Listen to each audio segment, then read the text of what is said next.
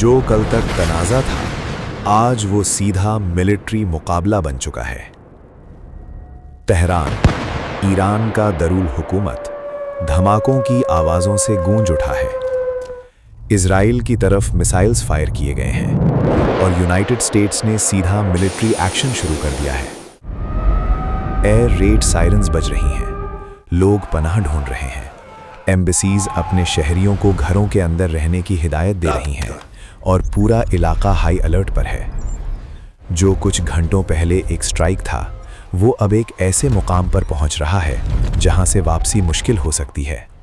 ये सिर्फ एक इलाकाई तनाज़ा नहीं रह सकता, ये पूरी दुनिया को मुतासिर कर सकता है। रिपोर्ट्स के मुताबिक इस्राइल ने ईरान के अंदर प्रीएम्प्टिव स्ट्राइक्स की हैं। इस्राइली ऑफिशियल्स का कहना है कि उन्हें अंदेशा था कि ईरान अपने रीजनल नेटवर्क के जरिए बड़ा हमला तैयार कर रहा था।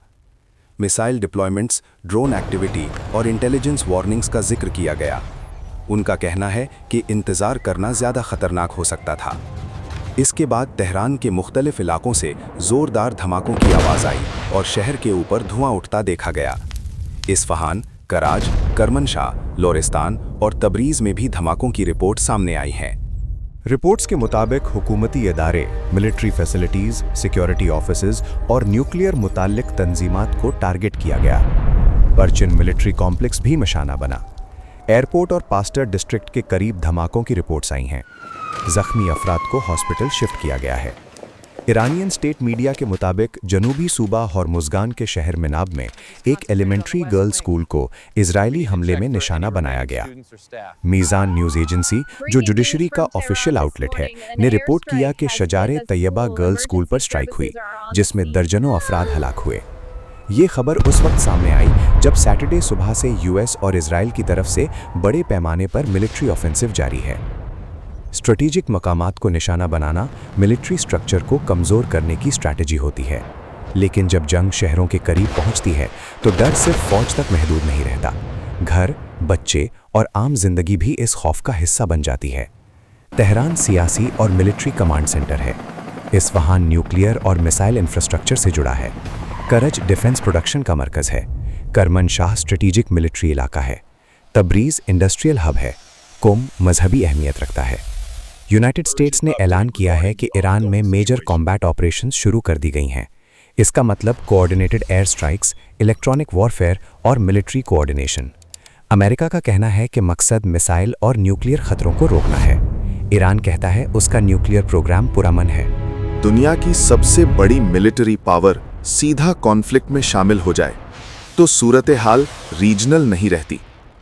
इस कॉन्फ्लिक्ट ने अब एक इंतहाई संगीन मोड़ ले लिया है।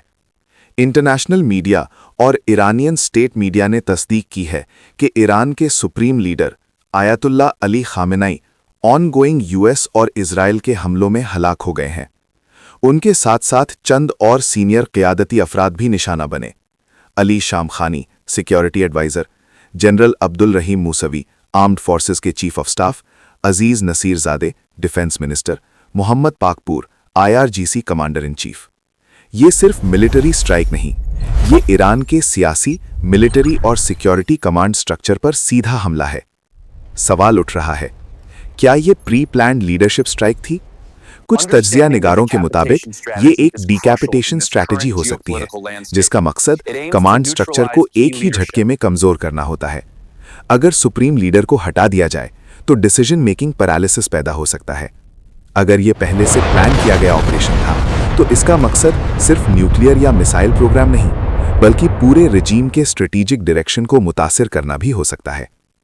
इसके बाद ईरान से इजराइल की तरफ मिसाइल्स लॉन्च किए गए। सायरन्स बज उठीं, लोग शेल्टर्स की तरफ दौड़ने लगे। एयर डिफेंस सिस्टम्स एक्टिवेट किए गए। अब ये एक तरफा हमला नहीं रहा, ये सीधा मिलिट्री एक्सचेंज बन चुका है।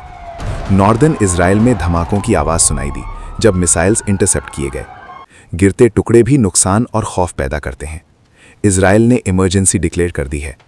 ईरानियन रेवोल्यूशनरी गार्ड कॉर्प ने इंतहाई सख्त रिएक्शन दिया है। उनका कहना है कि मिडिल ईस्ट में मौजूद 27 बेसेस जहां यूएस ट्रूप्स तैनात हैं, उन पर हमले किए गए हैं। तेल अवीव के मिलिट्री फैसिलिटीज को भी निशाना बनाया गया। कतर और यूएई में धमाकों की आवाजें लगातार सुनाई देने की रिपोर्ट सामने आई हैं। ईरान के जवाबी हमले सिर्फ इजराइल तक महदूद नहीं रहे, बल्कि Qatar, UAE, Kuwait, Bahrain, Jordan, Saudi Arabia और इराक में यूएस एसेट्स को टारगेट किया गया। ये कॉन्फ्लिक्ट अब कई सरहदों को पार कर चुका है। यूएस प्रेसिडेंट डोनाल्ड ट्रंप ने ईरान को सख्त तंबीह दी है। उनका कहना है कि अगर ईरान ने बहुत सख्त जवाब दिया तो उसे ऐसी कुव्वत का सामना करना पड़ेगा जो पहले कभी नहीं देखी गई। लेबनान ने तशवीश का इजहार किया है कि वो कॉन्फ्लिक्ट में घसीटा जा सकता है। कई ममालिक ने अपनी एयर स्पेस बंद कर दी है। इसी दौरान पाकिस्तान और अफगानिस्तान के दरमियान भी टेंशन मौजूद है। बॉर्डर पर फायरिंग के वाकयात सामने आए हैं। पाकिस्तान का कहना है कि कुछ मिलिटेंट ग्रुप्स अफगानिस्तान की ज़मीन इस्तेमाल कर रहे हैं। अगर रीजन में बड़ी जंग शुरू होती है तो इसका असर पाकिस्तान पर भी पड़ सकता है। फाइनेंशियल मार्केट्स बेचैन हैं। क्रिप्टो करेंसी में गिरावट देखी गई है। जब टेंशन बढ़ती है तो इन्वेस्टर्स रिस्क वाली इन्वेस्टमेंट से पैसा निकालकर महफूज जगहों की तरफ चले जाते हैं। बिटकॉइन नीचे आया क्योंकि अनसर्टेनिटी में लोग स्टेबिलिटी ढूंढते हैं। ऑयल मार्केट्स भी प्रेशर में आ सकती हैं। अगर गल्फ सप्लाई रूट्स मुतासिर होते हैं तो ऑयल प्राइसेस बढ़ सकती हैं और इसका असर महंगाई की सूरत में दुनिया भर, खास तौर पर पाकिस्तान जैसे मुल्कों पर महसूस हो सकता है। ये सिर्फ जंग का मैदान नहीं बल्कि ग्लोबल इकोनॉमी का इम्तिहान भी है। 1953 जब ईरान के प्राइम मिनिस्टर मोहम्मद मुसादेक को एक कू के जरिए हटा दिया गया और शाह को वापस लाया गया, इस वाक़े ने ईरान के अंदर अमेरिका के खिलाफ गहरा मिसट्रस्ट पैदा किया। 1979 इस्लामिक रेवोल्यूशन ने पूरा सियासी निज़ाम बदल दिया। यूएस एम्बेसी क्राइसिस ने दोनों मुल्कों को खुली दुश्मनी में डाल दिया। 2015 एक उम्मीद पैदा हुई। न्यूक्लियर डील साइन हुई जिसे JCPOA कहा गया। ईरान ने एनरिचमेंट लिमिट करने का वादा किया, बदले में सैंक्शंस हटने थे। लेकिन 2018 में अमेरिका डील से निकल गया और सैंक्शंस दोबारा लग गए। यहाँ से टेंशन दोबारा बढ़ने लगी। 2020 बगदाद में ईरानियन जनरल कासिम सुलेमानी को एक यूएस ड्रोन स्ट्राइक में निशाना बनाया गया। इस वाक़े ने रीजन को जंग के करीब ला खड़ा किया। ये सब आहिस्ता आहिस्ता आज के मुकाम तक ले आए। ईरान की हुकूमत ने ऐलान किया है कि एक इंटरिम काउंसिल मुल्क का निज़ाम चलाएगी जब तक नया सुप्रीम लीडर मुंतखब नहीं होता। इस काउंसिल में प्रेसिडेंट मसूद पेशिशकियान भी शामिल हैं। क्या रिजीम मजबूत रहेगा या सियासी खलाल पैदा होगा, ये अगला बड़ा सवाल है। सोचिए, जंग सिर्फ सरहदों पर नहीं होती, इसका बोझ आम इंसान उठाता है। मिडिल ईस्ट एक नाजुक मोड़ पर खड़ा है। क्या ये सब यहीं रुक जाएगा या दुनिया एक नए और ज़्यादा खतरनाक दौर की तरफ बढ़ रही है? फिलहाल दुनिया देख रही है और हर घर में एक ही दुआ की जा रही है कि अमन कायम रहे।